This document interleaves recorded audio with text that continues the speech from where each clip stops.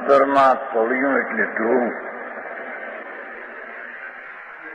એક સમયની પર્યાયની પાસે સમીપે અંતરમાં જે આત્મા છે એને તપાસ. અંતરમાં તળિયા એટલે ધ્રુવ.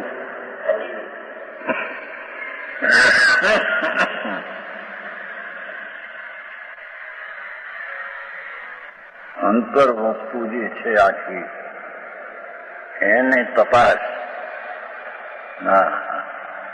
તપાસીને આત્માને ઓળખ.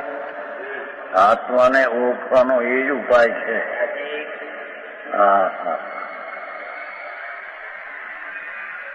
સમ્યક દર્શન